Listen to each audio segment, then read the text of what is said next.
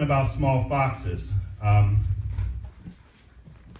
In the Song of Solomon, turn to the Song of Solomon 2:15.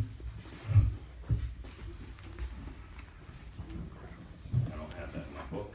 So I turn to it. My book is the New Testament book. You got to use your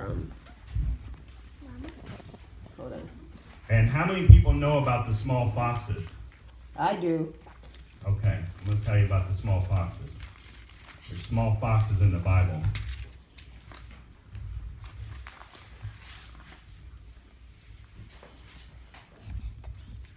Tell me when you have it. 2:15, Song of Solomon. I got it. It's right after Proverbs if you guys need help. Give this to Uncle Billy. Oh, I have it. Oh, Yeah, I thought you said you Go didn't ahead. have it. Give it Okay. back to her. I have it. Yes, I have it. Thank you. You're welcome. All right, so the Song of Solomon, we read, "Catch the foxes for us," it says, "for the little foxes that are ruining the vineyards." Okay, back in the day, vineyards were kind of like, they were a big business back then because a lot of people liked drinking. They liked the wine. It was Well, I think it's still a big alcohol's business. still a big business Yeah. today. You know, even back then, it was a big business. So you had vineyards all over the place because people like to drink. So anyhow, in the Song of Solomon, it reads, "Catch the foxes for us," it says. "The little foxes that are ruining the vineyards." The little foxes represents all those things that quietly destroy our lives and our relationships. The small foxes get into the vineyards. What happens was the small foxes would get into the vineyards and they would pluck away and feed on the grapevines until little by little, the small foxes would pull the grapes off until there was nothing left but just grape limbs or whatever. So they were bare limbs. So these little foxes would jump up and peck these grapes off until there was nothing left of the vine. So what would happen was, in order to prevent the small foxes from destroying the vine, the vineyard figured, okay, they're getting their vines. So the vineyard keepers, what they would have to do was they would lift up their branches off the ground and they would prop them up.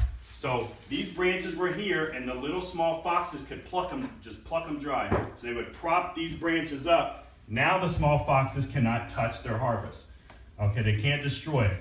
So when we get blinded looking for the big issues, we also forget about the little issues. And the little things added up can create a big issue.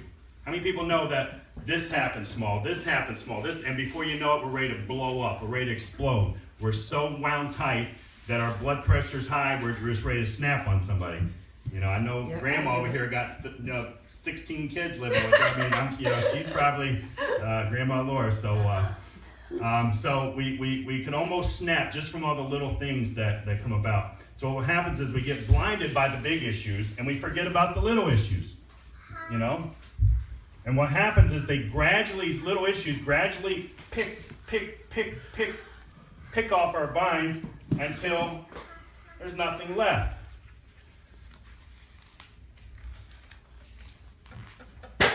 So the devil comes, once he's picked us dry, he comes in, he destroys us, he terrorizes us.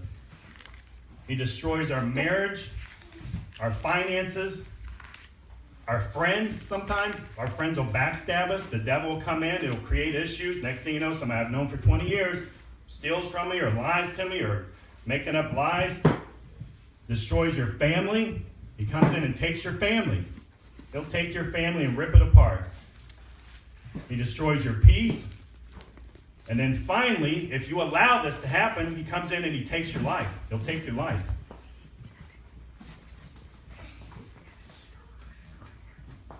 So it's important to see and to know what to look for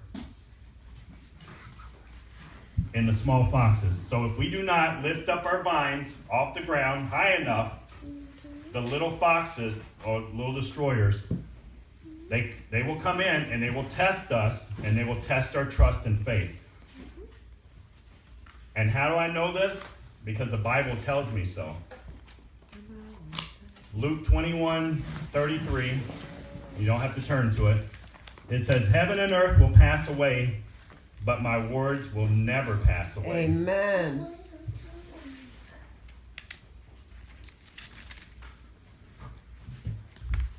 Couple more verses.